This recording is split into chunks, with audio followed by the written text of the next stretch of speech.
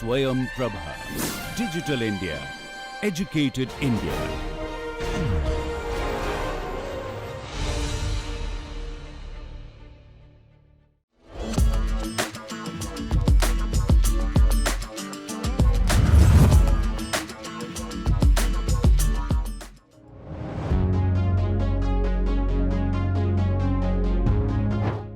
The Meghalaya Basin Development Authority (MBDA) is a pioneering initiative by the Government of Meghalaya established with the vision to promote sustainable and inclusive development within the state. Formed with the objective of transforming the socio-economic landscape of Meghalaya, MBDA plays a crucial role in addressing various developmental challenges including poverty, environmental sustainability, and resource management. Through its multifaceted approach, the Meghalaya Basin Development Authority aims to create a resilient and prosperous Meghalaya, where development is harmonious with the environment and benefits all sections of the society. Meghalaya, often referred to as abode of clouds, has a bounty of lush landscapes and vibrant culture. The other jewels in the crown are natural resources and hard-working people. But still, development had been a challenge owing to geographical and many other factors. But things have taken a turn for better with Meghalaya Basin Development Authority coming to the picture. MBDA has taken it upon itself to address management of natural resources in the state while addressing issues of livelihoods among the rural communities, and that too using sustainable good practices. In today's episode, we will get to know more about the innovative planning and administrative model that MBDA brings to the table. To talk about all this, we have with us Mr. Aiban Swer, Director, Meghalaya Basin Development Authority. Welcome, Mr. Aiban. It's so nice to have you here today with us. Thank you for this opportunity to share our experiences. So, sir, I'll begin with asking you about the MBDA itself. Like, what were the aims and objectives with which this authority was formed? In 2011, we were a state that was growing, and we found that we were a paradox of poverty amidst plenty. We had an abundance of natural resources, fertile soil, good water, good climate, hardworking people. But overall, we were very poor. The people were very poor. So what was the issue? So we started looking inside to what was the problem that was being faced with us. So we realized that, we had so many government departments and they were all working in silos. We did not have an integrated framework for development. We were basically executing and implementing Government of India schemes as our flagship programs. These were schemes which had been successful elsewhere in the country and which has been given to us because of their success either in the bigger states of Haryana, Rajasthan, Maharashtra, Madhya Pradesh, or elsewhere. But when we came back to our scheme, we have implemented the scheme, we realized that at the end of the project, after everything has been going on for the 5 years of the project, everything was very well. But when the project ended, things started going back to where they began. So we started thinking whether we should come up with our own program. At this point of time, we were started talking about convergence. How would convergence bring about an integrated growth for many things? Now we started talking also because we had a large number of young population, a young population that was growing younger and was growing restless. At that point of time, we were just at the threshold of a lot of militancy which has happened in the state. And we were trying to look at ways and means how we could overcome these difficulties that we face. Now, even within the state, there was a lot of intra variations in the opportunities that was happening in the state.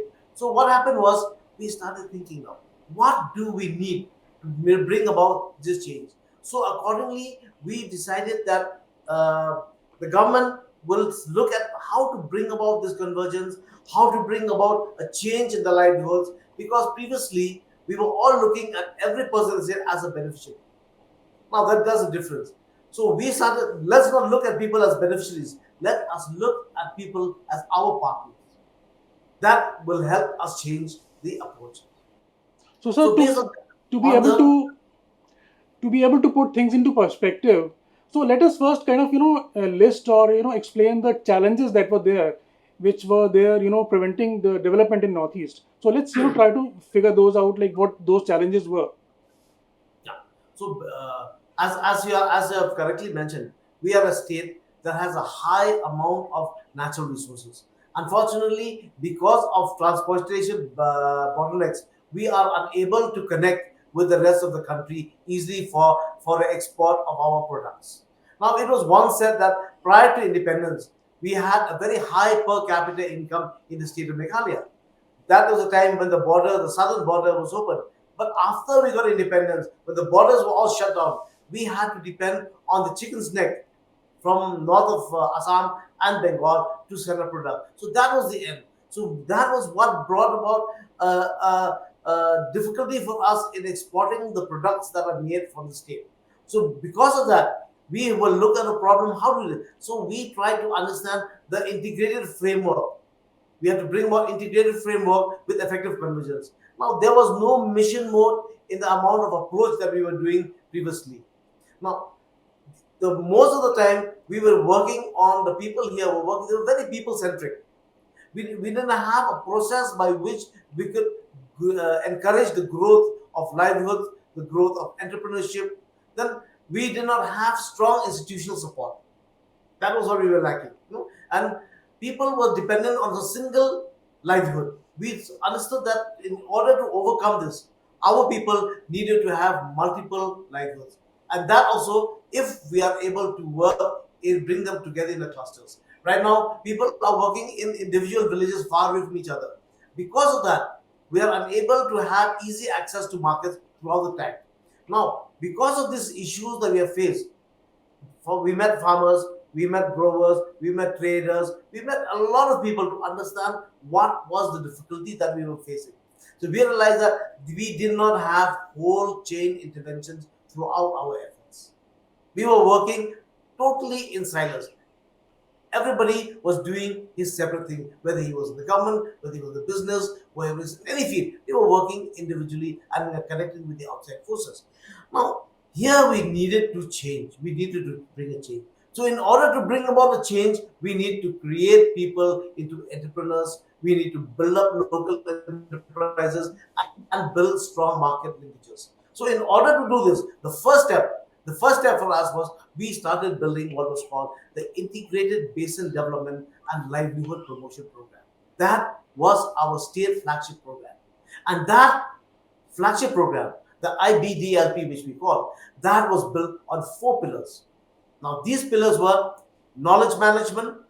Knowledge management was where we were able to integrate the modern scientific and traditional knowledges to achieve greater efficiency in development. This was one way. Now, the second pillar was natural resource management. We are a state with huge potential for natural resources. We get about 63 billion cubic meters of rainfall in a year. Now, but we are able to use perhaps only about 5% of it. The rest flows off as surface runoff and floods the plains of Assam and Bangladesh. Now, so we needed to take care of resources. We have excellent examples like the sacred forest. Every village had a sacred forest by which they could take care of the springs and the water sources and all the flora and fauna. Then we had living root bridges, we have waterfalls, we have lakes, we have rivers, we have a lot of natural resources. And below the ground, we have a lot of minerals that happen in our state. So, but these are not being taken out scientifically. So there are a lot of damages that is happening to the environment while this thing is going on. So another one was enterprise promotion. Now we needed to make people become entrepreneurs. Nobody can just depend on being a government employee or an employee in a private firm. We need to be producers. Right now, the state of Meghalaya, the majority of people, we are all consumers when we need to be producers. So we to bring about that change, we need to encourage the spirit of entrepreneurship amongst the people. For that, we have created certain institutions. And lastly, we have this, we needed good governance. Meghalaya is a state that has multi-level systems of governance, right from the government of India, the state government, the autonomous district councils, then we have the local chiefs, the Nokumas, and at various levels till the village level. So all these have to work together in a very synchronized manner in which we would be able to make development and progress very smooth. Right now, everybody is pulling in their own direction, which makes it very difficult for projects and programs to happen in a very smooth way. So, because of this, we build up these four pillars: good governance, enterprise development, natural resource management, and management. Based on these pillars, we were able to create the platform of MBDA. From that platform, we were able to attract a lot of investments. So, of course, you took a very right path, looking at the indigenous ways to solve local issues, which is, I think, the right thing to do. So, sir, how has this enterprise development been progressed in your state through your initiatives and through your innovative, you can say, management and planning? To do this, we started by uh, building institutions. Started building institutions. We built it for the enterprise. We started building the Meghalaya Institute of Entrepreneurship. There, we were able to bring about a lot of changes by creating training programs, exposure visits. We created one very unique situation. We built this what we call enterprise facilitation centers at every block level. In the 2000 when we started 2011-12 when we started the Basin program, we started the enterprise facility center at every block office. In this enterprise facilitation center, we had young people who were just freshly out of college. They were trained to sit in these EFCs, which we call them, and farmers, villagers are encouraged to visit these EFCs and have a direct one-to-one chat with the people. Once they had this chat, most of the rural people, folks who come there, who wish to take up various activities, could be livestock management, could be in fishery sector, could be in the handicraft sector, could be in the beekeeping sector, could be in any sector. They would come and tell that this is what we want. And in the meantime, we had a group of other people who are making films, documentaries, about 10, 15-minute document, showing them what can be done, what is the process we follow. So on the way in a separate room, they were doing that. So people would come and flock into these AFCs, see what they talk to the young people there, see what can be done, go back and give it a thought, and then eventually, as we build up this momentum of more and more people came, we were able to attract foreign investment. The first came with the IFAC project, okay, which was the Meghalaya Livelihoods Access to Markets program. That was the first project that we had, Meghalaya Access to Markets program. That was a progress that we had. That was in the in the LAM project, which we call a Mega LAM. That was what brought. We took that about 1,350 villages. We conducted this program, and that program has been in the final stages now. We're ending this program, and we've had quite a bit of success in these villages. So, sir, in terms of impact, have you done any assessment to measure or to weigh in like how these initiatives of yours have been benefiting the people and have been transforming Meghalaya as an economy and as a society? Yes. For example, the Meghalaya project. If I can just look at this record, it was a funding agency with the IFAD. It was a project of about 169 million US dollars. It covered 1,350 villages, and it was a project period for 5 years, for 8 years. We covered from for 8 years, and in this project, we had created integrated natural resource management in about with an amount of about 10 lakh rupees per village. We have covered this all the 1,350 villages. We have covered this, and then under the rural finance component of this project, we have created 300 integrated village cooperative societies. Now, these integrated village cooperative societies, over the years, as the project grew, they have transformed themselves into various components, developed a number of products, and have excelled in many ways. Now, through this, we have also built up an inclusive supply chain enterprise. We have done that, and under this, we have it had given us the opportunity, to improve the land productivity for various agri-horti and allied activities. This we have taken them up, they're directly taken up with the markets, building markets, bringing new products, created value chains, and the list is unending. Over the last 8 years, which we have done the Meghalaya project, we have done a lot of strengthening of the financial services also to the farmers and the small holders. Yes. Basically, we have helped to develop the farmer development, and enhance his access to the markets. So, I mean, market-oriented, approaches have definitely, it seems like from what you're saying, have benefited the society at large in Meghalaya.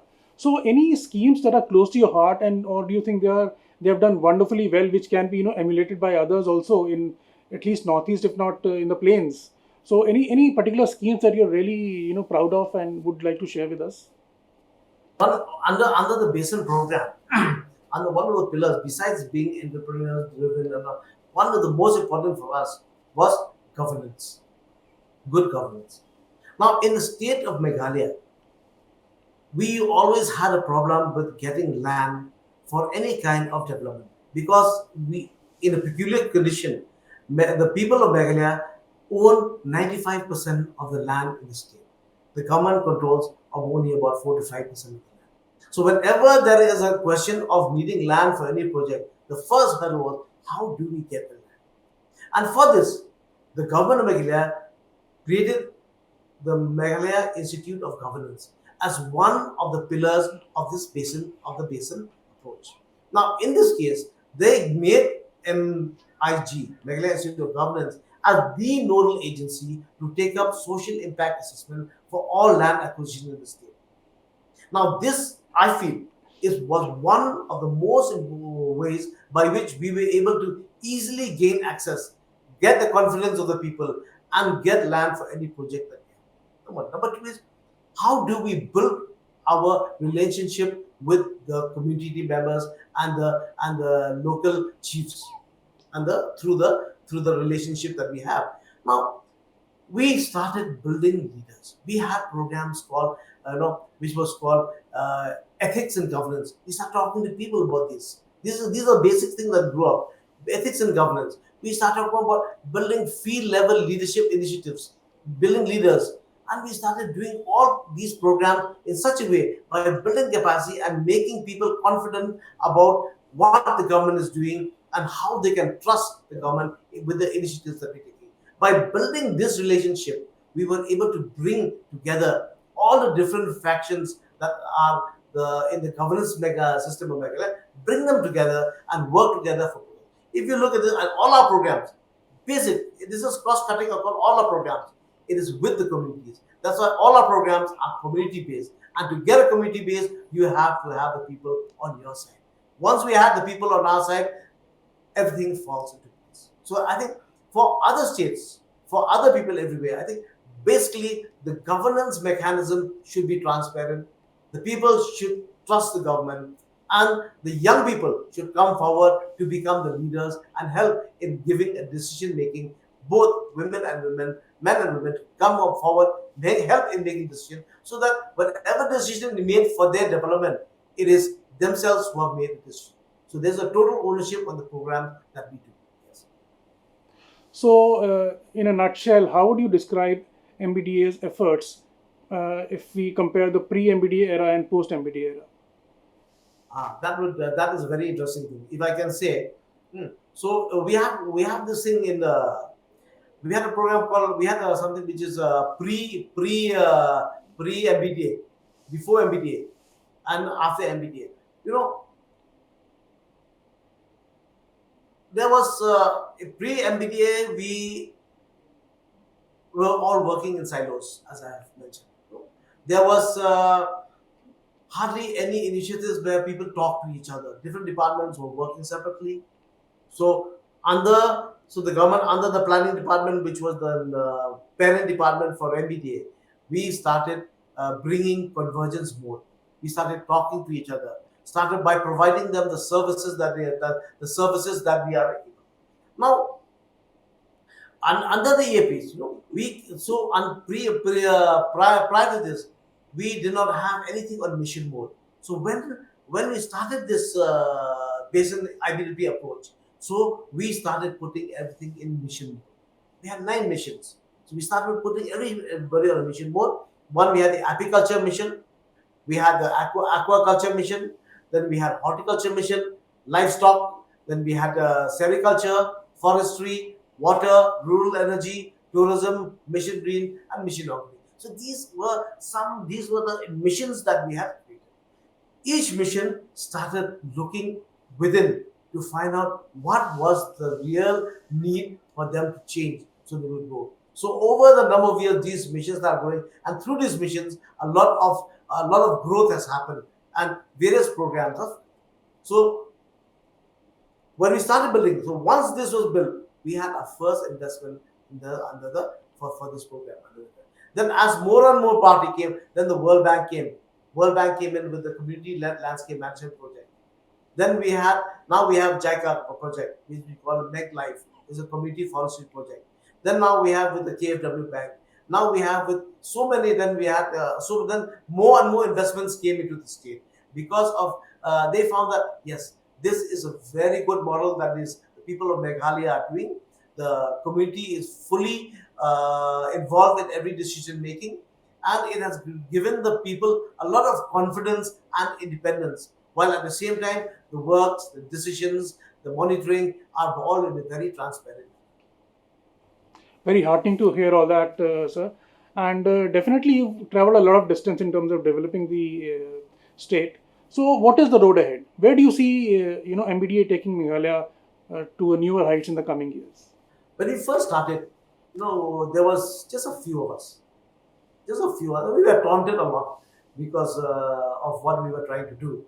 Now, after 4 externally aided projects in our kitty, working very hard, showing very good progress, and now we have a strength of about 900 young people working with our MBDA in the various organizations under MBDA.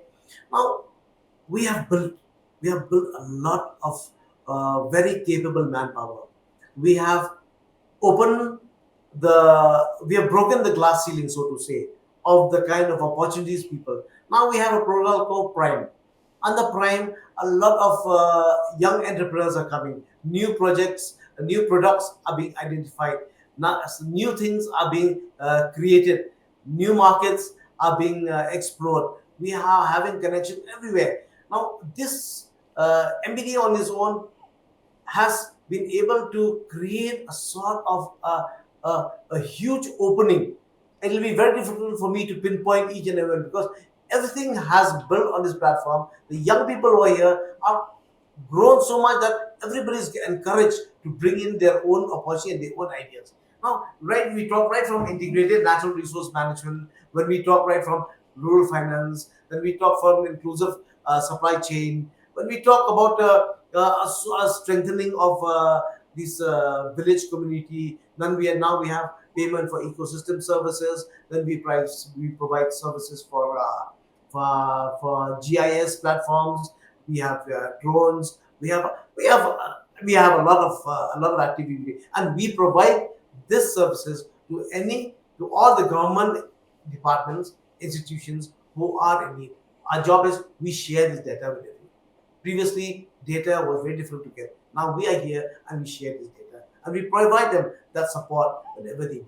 So, in the long run, I see that programs such as this has a huge potential in attracting investments into the state. When people see that there's so much positivity in everything that we do. Now, foreign investors, government of India schemes, interested business houses are all looking into Meghalaya, by which they want also to be a part of the growth that we are doing. So I see this as a growth potential that we have and which will continue to grow as much as the opportunities present about this. Now, the issue is how much of the natural resources are we going to bring about into this so that to ensure that this growth is sustainable and can last for many, many more generations. So it's very heartening to hear about all the achievements that MBD has been up to. So I wish you all the best, sir, in your future endeavors also. And I'm sure under your able leadership, MBDA will create newer and higher milestones for the state. And we wish you all the best, and all our best wishes are with you for this uh, path of journey that you are taking Meghalaya on. Thank you so much for joining us today. All the Thank best. you. And, on behalf of the people of Meghalaya, we are very fortunate to have that, the elders of the state, right from the chief minister, the chief secretary, the minister, the commissioner, and all the people who are at the helm of affairs of the state have shown in so much interest, have had so much belief in the MBDA that we are able to handle so many projects, so many activities which are within our ambit, and that is also without outside the ambit also. So we are very thankful, and we look forward that we will serve as a small flame of encouragement to others also who wish to tread into the same path that we have done. We have faced a lot of difficulty, but now we are on the right track. We know, and I'm thankful to you for giving us this opportunity to share the achievements of our organization, and we hope that we will be able to share with you again more in future. Thank you. Certainly, sir. We would love to, bring to the light all the good work being done in Meghalaya, and of course, credit goes to everyone, all the team members, including the top management, which is like chief minister onwards, for doing their bit and taking this forward with able institutions like yours. And thank you so much for joining us today. And we wish to see Meghalaya shining and sparkling in the days and years to come. Thank you so much for joining, sir. Thank you. Thank you. Thank you. So this was Mr.Aiban Swer, bringing about a quiet revolution in the beautiful state of Meghalaya. The efforts being made in the region are much more than what we discussed here. We will try to update with all of those. Keep watching this space. Goodbye.